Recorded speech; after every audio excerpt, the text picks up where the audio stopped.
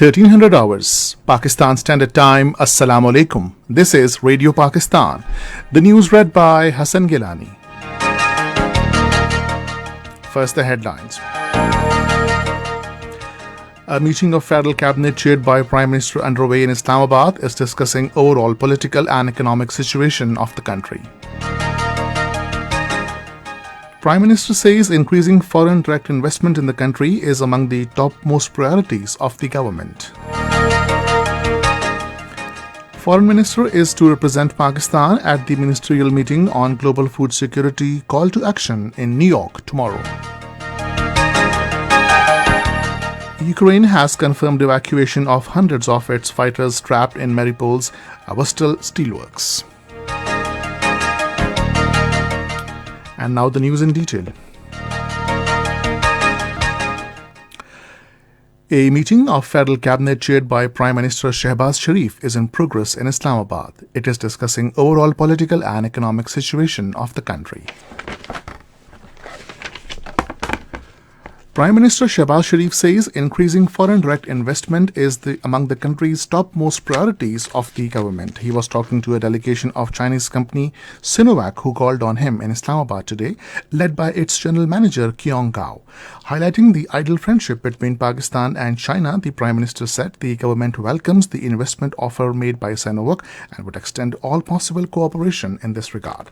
The Chinese group expressed keen interest in setting up a joint venture for diagnosis, prevention and treatment of diseases by investing in Pakistan.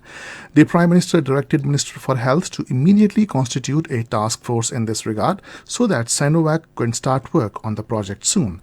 The Prime Minister was also briefed about the vaccines provided by the Sinovac to Pakistan during COVID-19 vaccination campaign.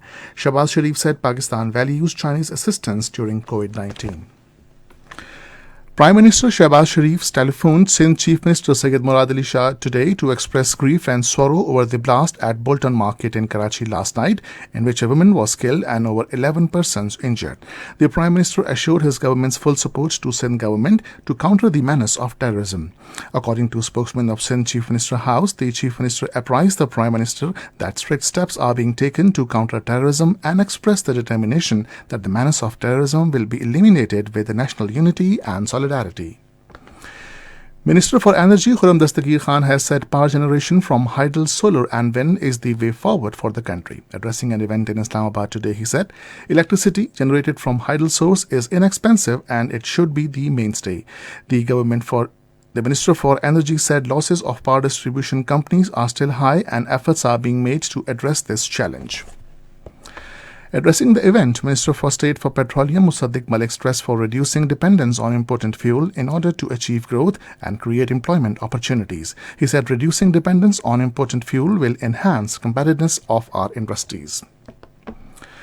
Foreign Minister Bilawal Bhutto Zardari is visiting New York at the invitation of U.S. Secretary of State Antony Blinken to attend the ministerial meeting on global food security call to action to be held at the United Nations tomorrow. According to Foreign Office, the meeting will bring together a regionally diverse group of countries, including those most affected by food insecurity and those in a position to take action to address it.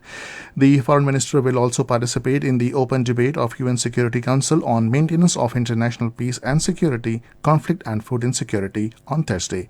He will highlight Pakistan's perspective in two main meetings and will also hold meeting with the U.S. Secretary of State.